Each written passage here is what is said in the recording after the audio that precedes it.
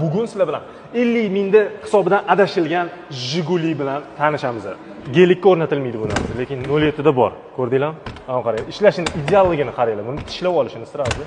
Bunaqa eski tipdagi mashinaga yaxshi ishlaydigan bagajni nastroyka qilib avtomatikani qilib qo'yishgan.